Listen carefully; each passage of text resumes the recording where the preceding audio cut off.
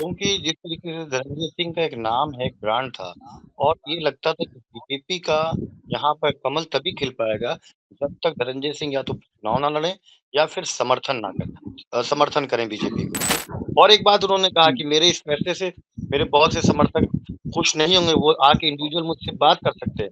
तो एक कुशल जी, राजनीतिक की तरह धनंजय सिंह ने अपने लोगों के बीच पंचायत करके, अपने लोगों के बीच चौपाल लगा करके, खुले मन से जी। उनकी बातें सुनी, रजिस्टर घुमाए, उनसे सहमत भी बहुत से लोग थे, बहुत से लोग असहमत थे। लेकिन आखिर में उन्होंने तुरुप का इक्का चलते हुए बीजेपी के समर्थन का जब ऐलान किया। वो जो माइनॉरिटी के बीच में उन्होंने जो काम-काज किया हुआ है, उनके अंदर निराशा आप देख रहे हैं कि नहीं देख रहे हैं? वो निराश हुए होंगे इस पूरे निर्णय से। देखिए, आप जान रहे हैं कि इस वक़्त जो इलेक्शन हो रहा है वो इंडिया वर्सेस एनडीए गठबंधन का हो रहा है। तो ऐसे में जो माइनॉरिटीज़ के जो बड़े वोट हैं, ख़ास तौर पे मल्ली विधानसभा की अगर बात की जाए, तो वहाँ पे बड़ी संख्या में माइनॉरिटी जो है, माइनॉरिटी जो मुस्लिम समाज के लोग हैं, वो धनंजय सिंह को समर्थन करते थे। अब उनके पास अब विकल्प आ गया है, क्या वो बीजेपी को वोट करेंगे या इंडिया गठबंधन के बाबू सिंह कुशवाहा समाजवादी पार्टी को करेंगे? बड़ा सवाल तो उठ गया है। लेकिन जिस तरीके से हम लोगों ने जब बात की तो काफ़ी संख्या में जो माइनॉरिटीज़ के वोट थे, वो समाजवादी पार्टी की तरफ डाइवर्ट हो रहे हैं। कल उत्तर प्रदेश में 2 बड़ी राजनीतिक बैठकें हुई।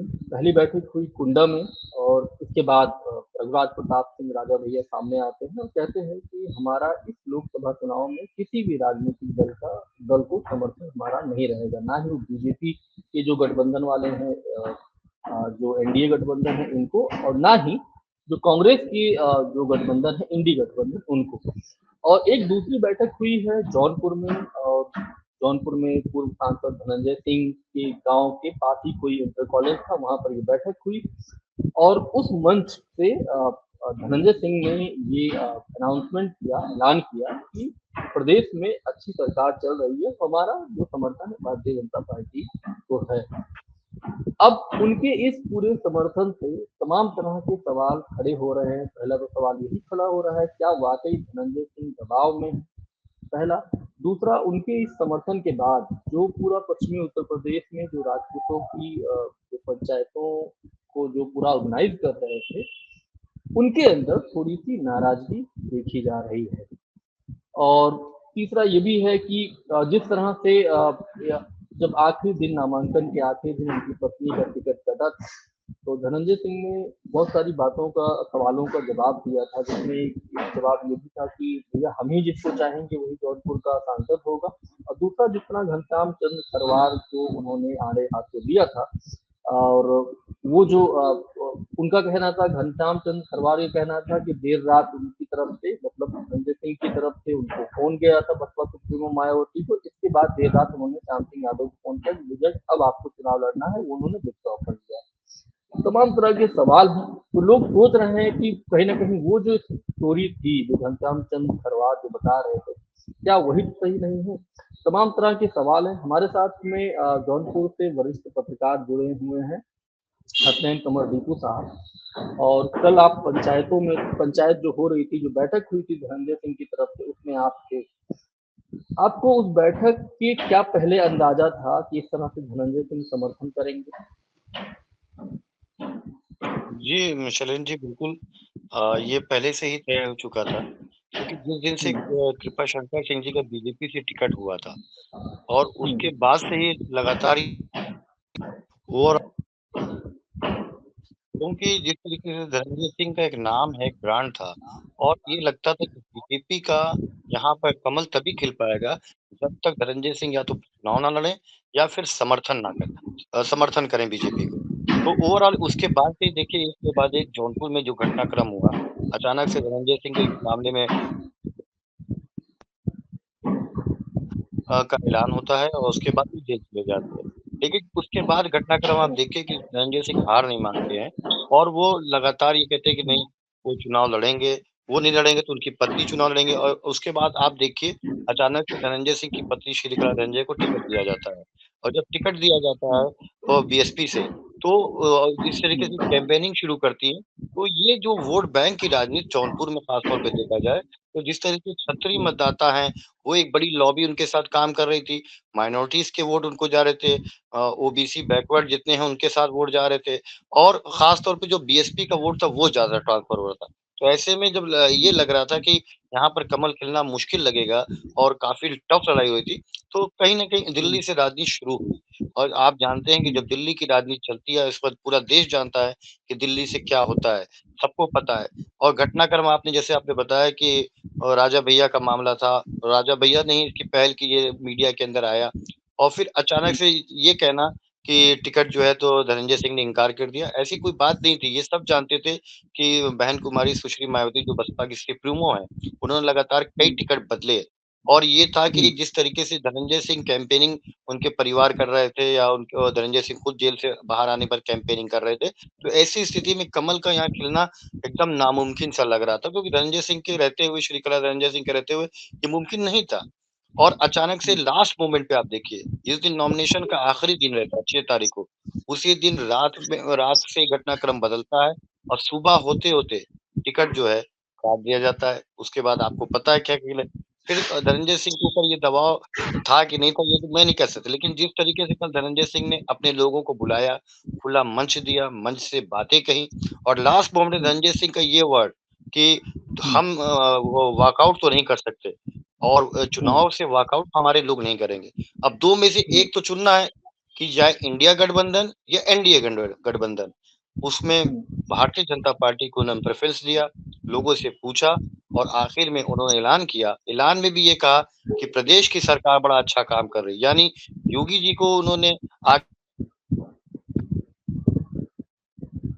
उत्तर प्रदेश की इसलिए हम बीजेपी का समर्थन करेंगे। और एक बात उन्होंने कहा हुँ, कि मेरे इस फैसले से मेरे बहुत से समर्थक खुश नहीं होंगे, वो आके इंडिविजुअल मुझसे बात कर सकते हैं। तो एक कुशल हुँ, राजनीतिक की तरह धनंजय सिंह ने अपने लोगों के बीच पंचायत करके, अपने लोगों के बीच चौपाल लगा करके, खुले मन से हुँ। उनकी बातें सुनी, रजिस्टर घुमाए, उनसे सहमत भी बहुत से लोग थे, बहुत से लोग असहमत थे। लेकिन आखिर में उन्होंने तुरुप का इक्का चलते हुए बीजेपी के समर्थन का जब ऐलान किया आप जानते हैं कि समय रुख एकदम बदल चुका है। कल नरेंद्र मोदी जी की यहाँ पर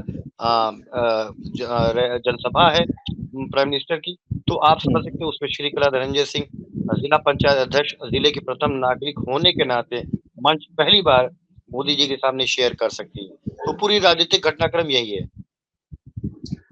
मैं जब जौनपुर में था तो बहुत सारे इस तरीके से देखा जाए विधानसभाओं में गया था और वहाँ पर मैं देख रहा था जातियों का स्ट्रक्चर खासतौर पर माइनॉरिटी के बीच में धनंजय सिंह की गजब का एक उन्होंने ख्याति अर्जित की है। लोग कह रहे थे कि भैया क्या बताएँ अपने सीने पे हाथ रखकर हमको सपा को वोट वोट करना पड़ेगा। सिर्फ़ हम आखिरी समय तक देखेंगे क्या वाक़ई धनंजय सिंह चुनाव जीत सकते हैं या नहीं। अगर वो जीत सकते हैं, उनको मुझे उन लोगों का जो कहना था, अगर हमको लगेगा कि धनंजय सिंह मतलब 20 हो रहे हैं, हरा सकते हैं बीजेपी को, हम तुरंत उधर पोल कर देंगे। बहुत मजबूरी में हमको समाजवादी पार्टी को वोट करना पड़ेगा। तो वो जो माइनॉरिटी के बीच में उन्होंने जो काम-काज किया हुआ है, उनके अंदर निराशा आप देख रहे हैं कि नहीं देख रहे हैं? वो निराश हुए होंगे इस पूरे निर्णय से। देखिए देखिए शैलेंद्र जी जिस तरीके से पूर्व सांसद धनंजय सिंह ने जब ये ऐलान किया कि भारतीय जनता पार्टी को वो समर्थन करेंगे, तो कहीं न कहीं जो माइनॉरिटीज़ वोट है, उनके ऊपर अब संशय बना हुआ है। क्योंकि बड़ी संख्या में माइनॉरिटी के जो वोट थे, वो पूर्व हुँ, सांसद धनंजय सिंह के साथ जुड़े थे। आप जान रहे हैं कि इस वक़्त जो इलेक्शन हो रहा है वो इंडिया वर्सेस एनडीए गठबंधन का हो रहा है। तो ऐसे में जो माइनॉरिटीज़ के जो बड़े वोट हैं, ख़ास तौर पे मल्ली विधानसभा की अगर बात की जाए, तो वहाँ पे बड़ी संख्या में हुँ, माइनॉरिटी जो है, माइनॉरिटी जो मुस्लिम समाज के लोग हैं, वो धनंजय सिंह को समर्थन करते थे। अब उनके पास अब विकल्प आ गया है, क्या वो बीजेपी को वोट करेंगे या इंडिया गठबंधन के बाबू सिंह कुशवाहा समाजवादी पार्टी को करेंगे? बड़ा सवाल तो उठ गया है। लेकिन जिस तरीके से हम लोगों ने जब बात की तो काफ़ी संख्या में जो माइनॉरिटीज़ के वोट थे, वो समाजवादी पार्टी की हुँ, तरफ डाइवर्ट हो रहे हैं। ये एक बहुत बड़ी बात है, लेकिन धनंजय सिंह के जो वोट बैंक थे और जो फॉरवर्ड के वोट बैंक है, तमाम को जो वोट है, वो जो है बीजेपी की तरफ जा रहे हैं। आप देखिए जिस तरह से हुँ, जो निषाद समाज के लोग हैं, वो लोग अभी भारतीय जनता हुँ, पार्टी का सपोर्ट कर रहे हैं। क्षत्रिय समाज जो इधर-उधर जा रहा था, अब एक तरफ़ा वोट हो जा रहा है। तो बीजेपी को तो प्लस हो ही रहा है। अब लड़ाई बड़ी दिलचस्प हुँ, इसलिए हो गई है कि जो कृपाशंकर सिंह जी चाह रहे थे, उसी तरीके से अब हुँ, इलेक्शन खड़ा हो चुका है। कल वो यहाँ पे प्रधानमंत्री नरेंद्र मोदी जी आएँगे। और जनसभा को संबोधित करेंगे।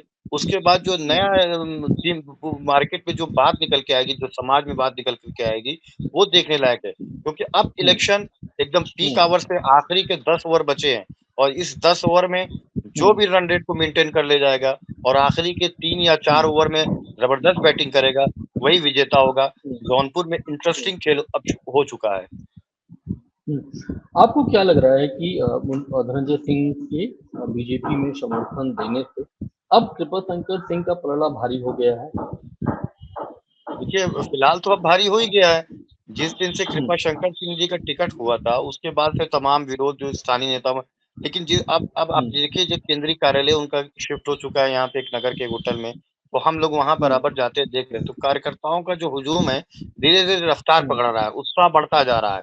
क्योंकि अब केवल 2 ही आदमी सामने रहेंगे, जो सिटिंग सांसद हैं श्याम सिंह यादव बीएसपी के, वो कहीं लड़ाई में नज़र ही नहीं आ रहे हैं। उनके साथ तो जनता अट्रैक्ट ही नहीं हो पा रही। हालाँकि वो भी यादव समाज से आते हैं और जिस तरीके से वो 2019 में चुनाव जीते थे, तो उनके साथ वो टीम अब काम नहीं कर रही है। जो उस वक़्त समाजवादी पार्टी के गठबंधन से चुनाव लड़े थे, तो समाजवादी पार्टी का एक बड़ा जो क्या कहते हैं टीम थी, जो उनके ज़िले स्तर पे, बूथ स्तर पे टीम थी, वो एकदम लापता है। और बीएसपी का आप जानते हैं वो कैडर वोट होता है, बीएसपी कोऑर्डिनेटर होते हैं, यहाँ जिला अध्यक्ष होते हैं और जो पद होते हैं वो सिर्फ़ नाम के होते हैं, कोई काम नहीं करता है। हालाँकि उनके वोट बैंक तो हैं, लेकिन उसके अंदर भी बीजेपी सेंध लगा रही है। आपको बता दें, बीजेपी सेंध वही बाबू सिंह कुशवाहा की पार्टी भी सेंध लगा रही है। उसकी वजह है कि बाबू सिंह कुशवाहा एक बड़ा नाम है, वो बीएसपी के बड़े नेता थे और कहीं न कहीं जब वो 3 बार वो के मिनिस्टर थे, बड़े पोर्टफोलियो का मंत्रालय उनके पास था। तो उनके लोग बीएसपी में मौजूद हैं, तो उनके लोग जो बीएसपी में मौजूद हैं, वो कहीं न कहीं से बाबू सिंह कुशवाहा की मदद कर रहे होंगे। और आप देखिए ज़मीनी स्तर पे हर ज़िले में बाबू सिंह कुशवाहा का नेटवर्क बहुत बड़ा है।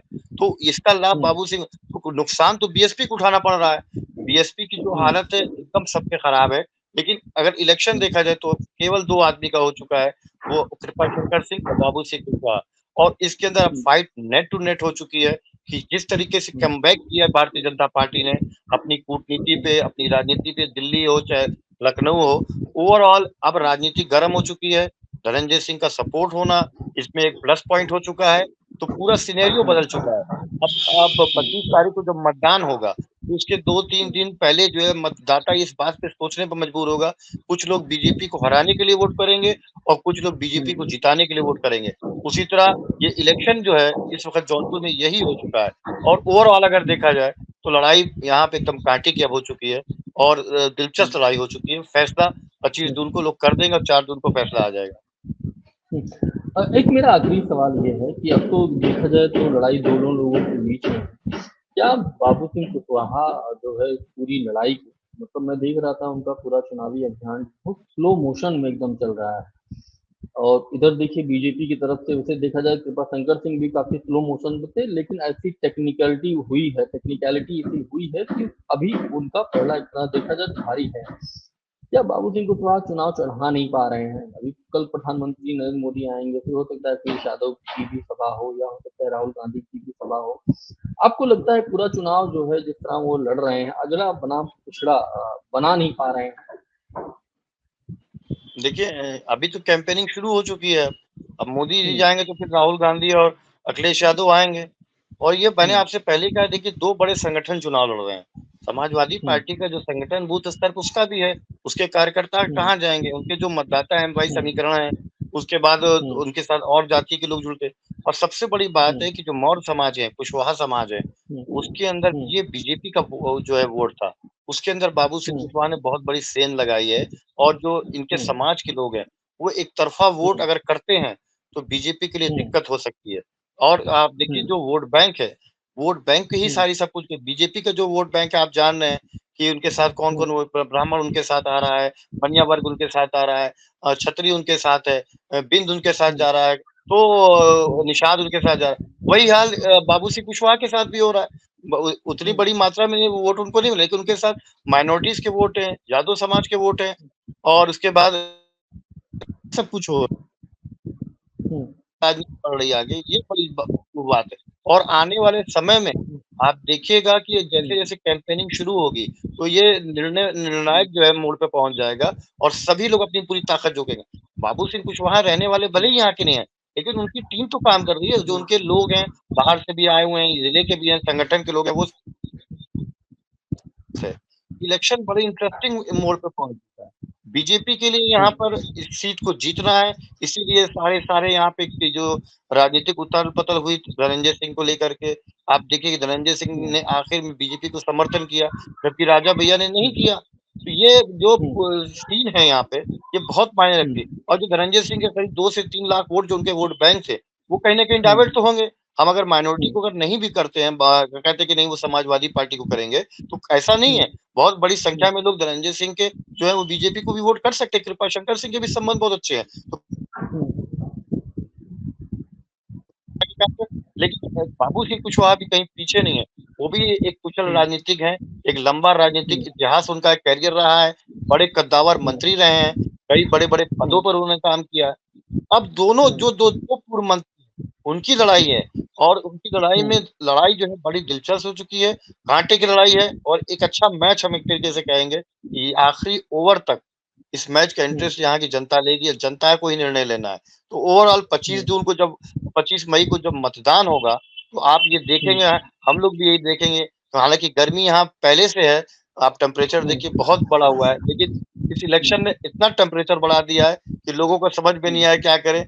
इलेक्शन से आप नेट प्रैक्टिस में ही देखिए कि यहाँ के इलेक्शन के नेट प्रैक्टिस में इतना माहौल बन गया, पूरे देश दुनिया में जौनपुर का नाम हो गया। तो अब जो है इस जीत को, क्योंकि मोदी जी की पहली चॉइस कृपाशंकर सिंह के पहली लिस्ट में उनका नाम आया। कृपाशंकर सिंह जी को इस चुनाव को जीतने के लिए अपना सब कुछ दाँव पे लगाना पड़ रहा है और बड़े-बड़े राजनीतिक लोगों ने इस पे अपना दाँव खेला है। तो इसलिए बहुत टफ इलेक्शन है। और दूसरी तरफ समाजवादी पार्टी के मुखिया अखिलेश यादव ने भी जिस तरीके से तमाम लोकल लोगों को इग्नोर करके, आप देखिए बाबा दुबे जी जो बड़े नेता थे, ब्राह्मण चेहरा थे, उन्होंने पार्टी से इस्तीफा दे दिया। तो ये इलेक्शन बड़े मायने रखता है। आप ये देखिए ये लड़ाई दिल्ली से चल रही है। जौनपुर में तो सिर्फ मोहरे चल रहे हैं। तो लड़ाई ये दिल्ली से चली जा रही है और आखिर में इंटरेस्टिंग ये यहाँ पे मैं जो है चुनाव हो चुका है। जी। तो कुल मिला के ये है कि जो 25 जून को 25 मई को मतदान होगा और जून में फैसला होगा। अगर देखा जाए अभी के सिनेरियो में कहीं न कहीं कृपाशंकर सिंह का पलड़ा भारी है। ये सिर्फ सवर्णों का ही नहीं है, मतलब अगर बाबू सिंह कुशवाहा की पूरी रणनीति को अगर आप देखें और पूरे जिस चुनाव वो लड़ रहे हैं, उनके अपने लोग हैं, जुटे हुए हैं। इधर समाजवादी पार्टी में भी जिस तरह से अभी हाल ही में बाबा दुबे ने इस्तीफा दिया, सवर्ण कहीं न कहीं यूनाइट हैं और बाबू सिंह कुशवाहा का सबसे बड़ा फेलियर, अगर वो चुनाव हारते हैं, सबसे बड़ा फेलियर उनका यही होगा कि इस पूरे चुनाव को वो चाहते थे अगड़ा बनाम पिछड़ा, मतलब अगड़ा बनाम बहुजन समाज में केंद्रित कर सकते थे, लेकिन वो बना नहीं पाए। अगर वो चुनाव में कुछ भी उनके साथ होता है या हार जाते हैं, तो ये उनका सबसे बड़ा फेलियर होगा। तो इस वीडियो में यही इतना ही। अभी हमारे साथ हसनैन कमर दीपू साहब थे, जो जौनपुर के वरिष्ठ पत्रकार हैं। आप देख रहे थे शैलेंद्र सिंह लाइव। बहुत बहुत शुक्रिया, धन्यवाद।